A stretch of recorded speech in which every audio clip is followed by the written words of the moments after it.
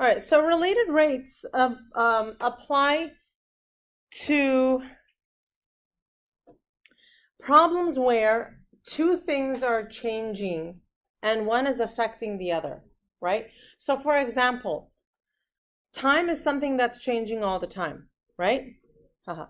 And so when time is changing, that might affect something else to change, right? So because time changes, some other factor will change as well. So when you have an equation, right? Let's say the height of something is changing with respect to time. So when you have your equation with height in there, h, and t in there, t, both h and t are changing. And one rate is related upon the other, okay? So that's what related rate is. When we do related rates, since two things are changing together, remember change leads to rate of change, slope, derivative. Now when two things are changing, we need to take a derivative of two variables. That's where implicit differentiation comes in. All right, so remember implicit differentiation? That's when you had x and y, and we're taking the derivative of both of them at the same time. So for example, suppose you have something like this: x squared plus y squared is equal to 5. By the way, what is that the equation of? What shape? That's the equation of a circle. You have paper? I have paper. That's the equation of a circle. So now, if I need to take the derivative of this entire function, right, then what I will do is I'm going to take d dx here and d dx here. Okay, so now d dx of x squared is how much? 2x plus d dx of y squared is how much? 2y dy dx. Way to go. Equals, what's d dx of 5? 0. Right? So that's essentially what we're doing here. All right? So here it says find d dt of both sides of this equation. d dt with respect to time. Okay, so this is derivative with respect to time. All right, so here we're going to do d dt of this and d dt of the 7. So here it's going to be 2 times dx dt, right, plus 2y dy dt equal to 0.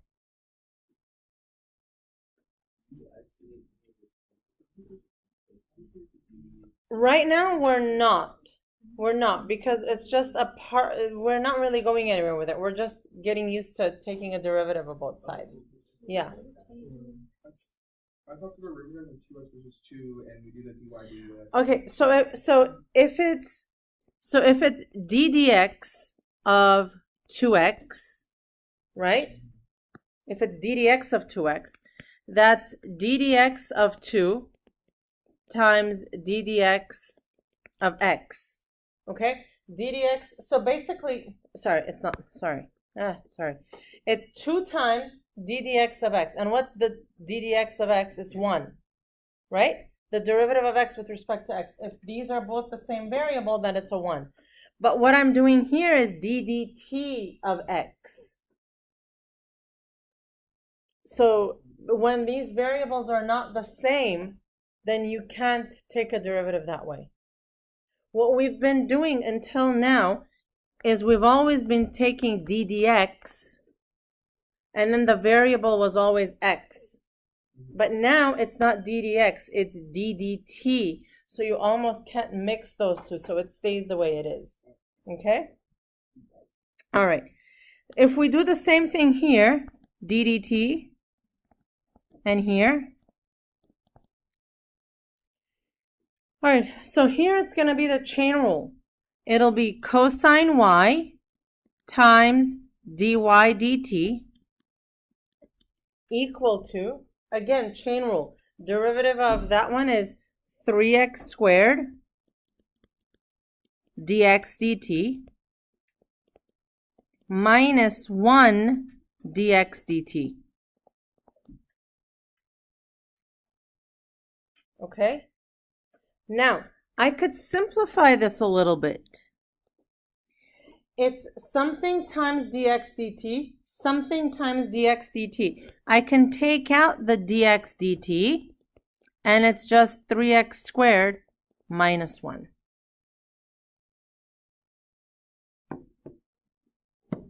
Okay?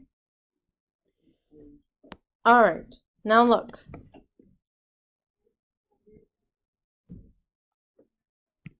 So let's talk about a strategy for solving related rates problems, huh? Is that as far as you can go, or? For now, yeah, because this is an actual problem. We're just getting used to the notation. Oh, okay. Yeah. We're gonna go further, trust me. All right. So first, understand the problem, and that might seem a little trivial to you, but you know what? The wording can get a little bit confusing. So identify the variable whose rate of change you're looking for, and the variable whose rate of change you know. So what do you know? What do you need? Identify those first. It can get a little tricky. Develop a mathematical problem. Pictures help. This is important. Distinguish constant quantities from variables. Some things might change, some things might not change. If a plane is flying horizontally level, right? Is the height from the ground changing? It's not. That's a constant. So you have to identify that that's a constant. It's not changing. What would be the derivative of that? What would be the derivative of that constant? What's the rate of change if it's constant? 0. Okay? Next, so once you've figured things out, you're going to write an equation, and you're going to relate the variables that you know with the ones that you need to find. That might be the most difficult part. Then after that, differentiate both sides implicitly with respect to time. Okay? After that, substitute values. All right? Now, a little bit of caution here. It's only safe to do this after the differentiation steps. Okay? If you put in numbers too soon, then there is nothing to differentiate and you'll just get 0 equals 0. And then interpret the solution. This is something that I tell my own children as well when they're doing math. Once they get the solution, does your answer make sense? What is it that you found? What is it that you found? Have you found, I don't know, the number of pencils in the box? Or have you found how many boxes of pencils there are? Okay? So interpret your solution. Here are some notation. This is important, especially for me, because I come from a physics background, and all this, right? All this relates to real life now that we're doing. And sometimes in these more complicated problems, it's easier if you use the units to figure out what it is that you have to do with the problem. Okay? So suppose you have something like this, dx dt. Okay? Dx dt. What is this? That's the rate of change of x, a distance, with respect to time. All right? So if distance is changing, what units would that have? Like inches or centimeters. If time is changing, what units would that have? Seconds, hours, and so on, right? So here are some sample units, okay? dy dt, same situation. dz dt, same situation, all right? Look at this one. Again, change in height, dh dt, the rate of change of the height with respect to time. Look at this one. Change in area, the rate of change of area with respect to time. When area is changing, what are some units? Centimeters squared. When time is changing, hour, right? So make sure you can relate notation with unit. dV dt, rate of change of volume with respect to time. Centimeters cubed with respect to time. Okay? All right, without further ado, here it is. You're gonna see, okay, so you know how when we did the optimization, we had the number problem, we had the, curve and then a rectangle underneath, and then what else was there? There were like 3 kinds. Huh? The box problem? Okay, same thing here. With related rates, there's gonna be a ladder problem, okay? Always a ladder sliding down a wall, okay? Always. Okay. And like I said, a ladder is slipping down a wall. A vertical wall, because what else would it be slipping down? The ladder is 13 feet long, and the top is slipping at a constant rate of 2 feet per second.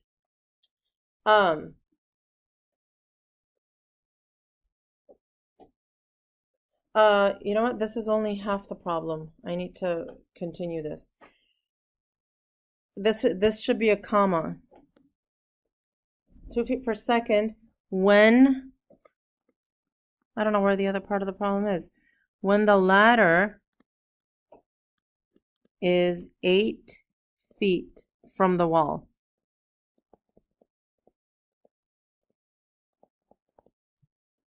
I'm sorry, from the building.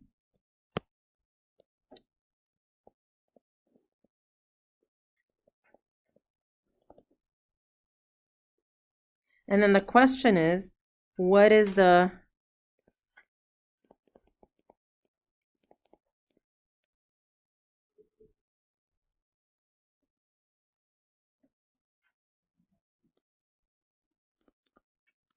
rate with which the horizontal distance is changing?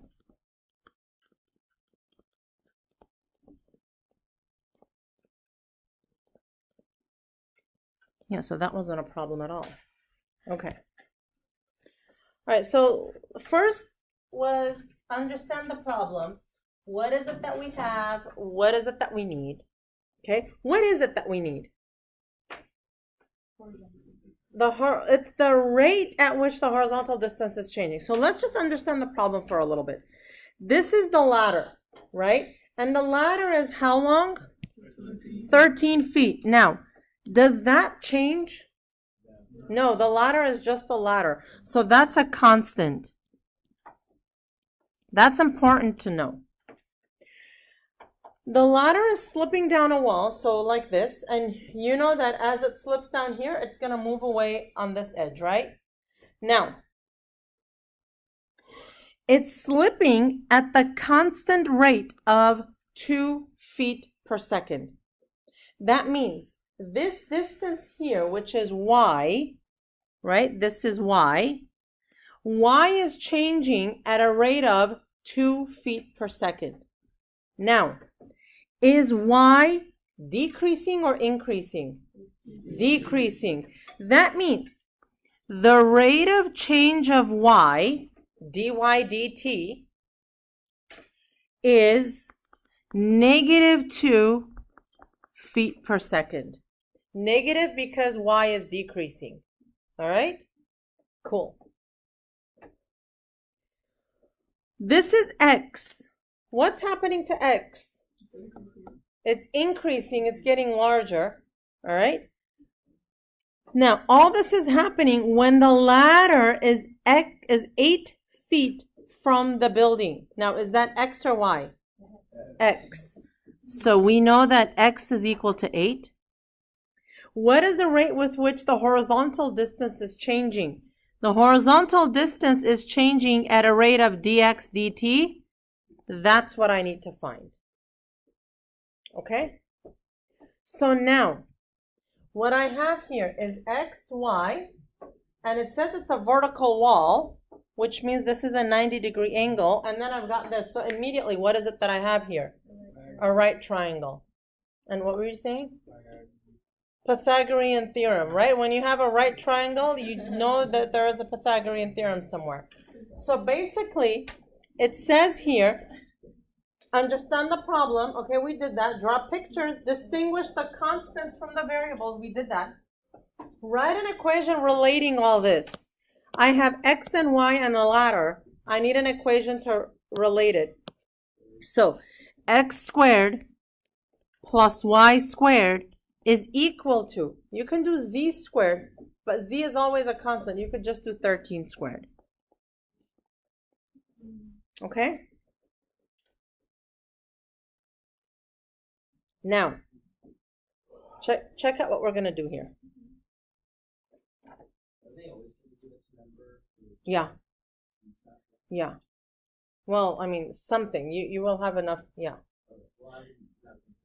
Yes. So now we have some other pieces of information. When we freeze this, okay, so this is slipping. At the moment, this is 8.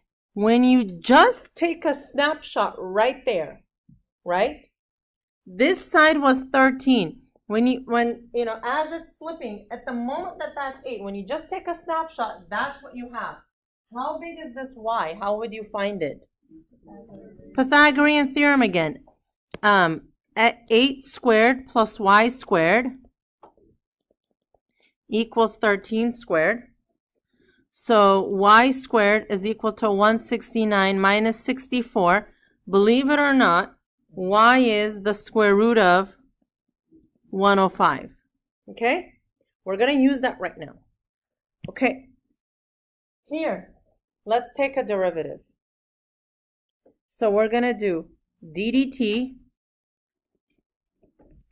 of x squared plus y squared equals d dt of 13 squared.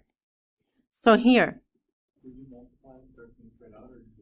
no, you don't have to.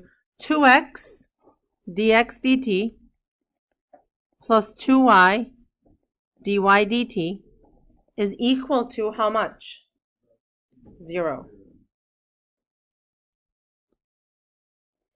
Now, what is it that I'm looking for? I'm looking for dx dt. Okay? Do I know what dy dt is? I do. It's -2. I just wrote it up there. Do I know what x is? Yeah. Do I know what y is? Yeah. So cool. Let me just put all that stuff in. So, yeah. 2 times 8 times dx dt plus 2 times y is root 105 times -2 is equal to 0. How cool is that? Yeah. See? So here we have 16 dx dt. Whoops. Is equal to, I move this to the other side, so it's 4 root 105. So dx dt, well, it was negative and then I moved it over and it became positive, is 4 root 105 over 16. And when I put that in my calculator, dx dt is 2.562, 3 decimal places because it's calculus. Now, I got a positive value for dx dt. Does that make sense? Yeah. Yes. Okay. What are the units? Feet per second. Okay. What have we found? Of the horizontal distance. Okay, so can you? Like if you just do 13 minus 8 and divided by 2, it goes 2 feet per second. So 13 minus 8 is how much? 5. 2.5. No. 2.5 and 2.562 are not the same. It's like a rounded answer. And you'll get it. Guess and check. Huh?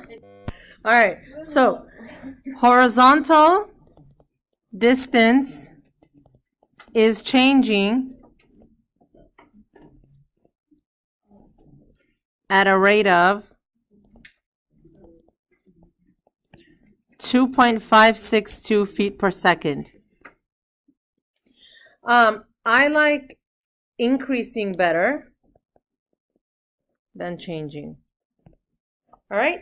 So, but you should be careful, whether you got a positive or a negative answer, and you should know whether it's, it makes sense.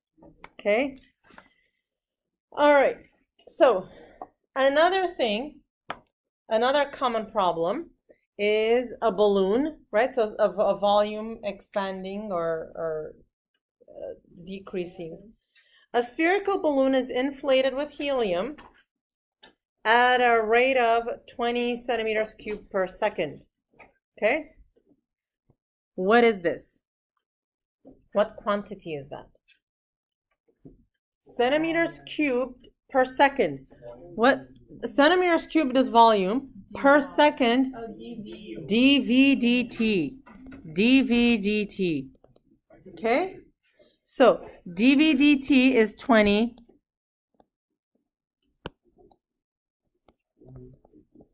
Right? So you see that? So in physics, a lot of the time, when, there was like this complicated problem and we had to find something, you say, oh, okay, I'm looking for energy. Okay, that should be in joules. All right, so what can I do to this? What operation can I do to this so that it ends up as like a Newton meter, a joule, right? So that's one way of figuring things out. Okay? All right. We have some help here. Volume of a sphere, it's a spherical balloon, is 4/3 pi r cubed, and the surface area is 4 pi r squared. Okay. By the way, this is volume of a sphere, right? What happens if you take a derivative of this?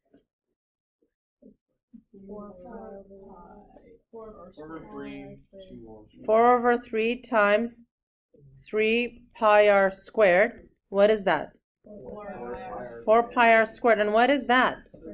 Surface area, right? So if you take the volume equation of a sphere and take a derivative, you get the surface area. Okay, now a spherical balloon is inflated with that rate. How fast is the radius increasing when the radius is 4 centimeters? Okay, so here I'm given R is 4 centimeters. I'm given dV/dt. What is it that I'm looking for? What am I looking for? Not radius. Rate of change of radius, which is dr/dt. Okay, so what do I have? I have dV/dt and I have radius. All right, and I need dr/dt.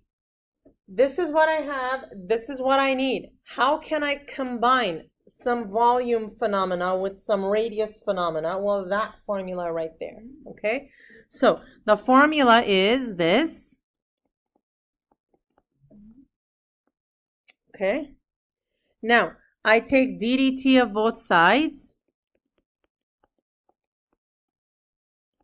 So what I get is dV/dt is equal to 4/3 pi times, like we said, 3r squared dr/dt. So dV/dt is 4 pi r squared dr/dt. All right? Once you take a derivative, you're allowed to substitute your numbers in there. All right? So dV/dt is 20 equals 4 pi 4 squared dr/dt. You moved 4 pi. No, it was always that way. This is what I had. Right, so dV/dt, I took a derivative of this. I got 4 pi r squared dr/dt. Oh, I see. 20 And then, is the dV/dt. Right, so 20 equals 4 pi r squared dr/dt. So here I have 20 over 64 pi equals dr dt. Now, let's think about this for a minute. A spherical balloon is inflated at a rate of 20 cubic centimeters per second.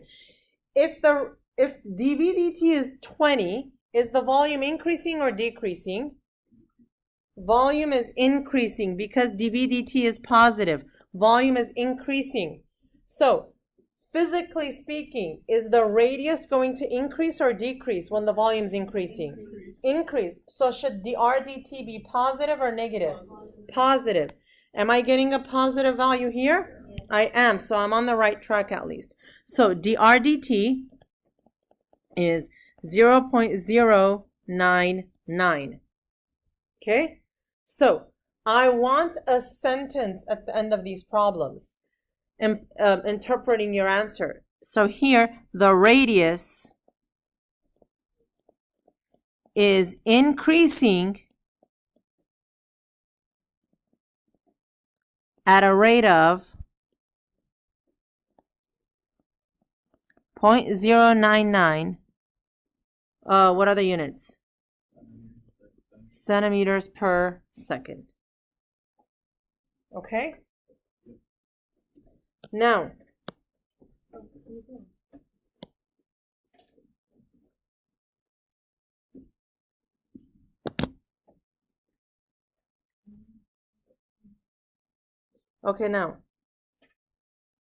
next question. Next question says, how fast is the surface area increasing when the radius is 4? How fast is the surface area increasing? So what is it that I need? ds dt. When the radius is 4. All right, so when the radius is 4, this is the exact same time as the other problem, right? All right, so if I'm looking for a surface area, then why don't I start with the surface area formula? Right? So now ds dt is, if I take a derivative of this, so ddt, that's going to be 4 pi times 2r dr dt. So ds dt is 8 pi r dr dt.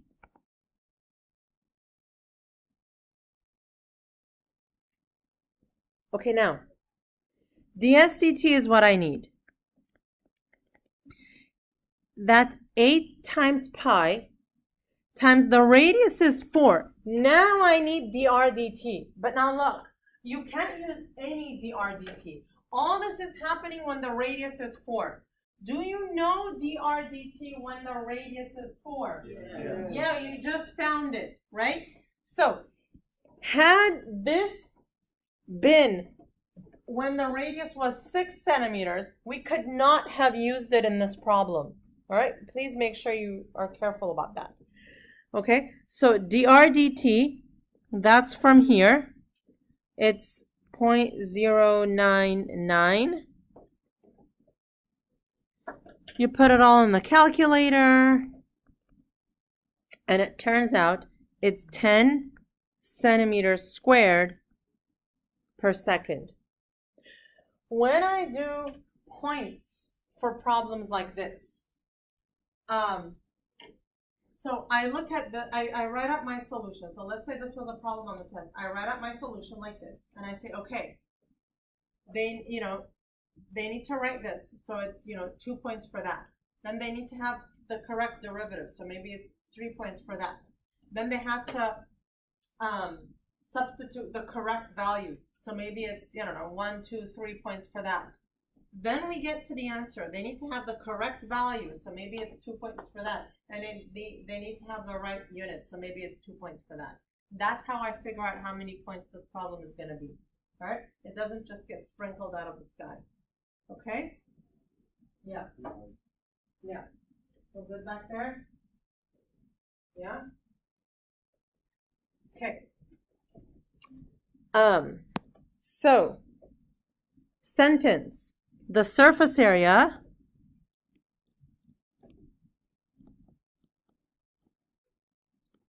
is increasing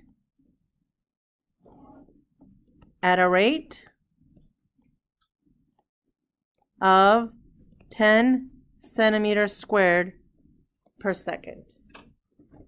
I'm going to ask you for sentences on the test, right? English, coherent English sentences, right? So, a few words about that. If in math, I've said this before, in math, when we're writing these sentences, we don't use pronouns. So, it is increasing, no good, no credit. It is going up, even worse, right? The surface area is going up, come on, it's increasing, okay? It's not going anywhere, it's where it is, it's increasing, right? So make sure you get that stuff down. Now, this homework, notice it's from 2 pages, right? Both are due tomorrow, Wednesday. You're gonna do them on fresh sheets, right? So 4.6, and then start the chapter 4 review on another sheet. We did this other stuff way back when, and you know, like a lifetime ago in semester 1, okay, 2.5 weeks ago. So we need some review here. Tomorrow in class, I'm gonna do some related rates review, and then we'll do our other review. Okay.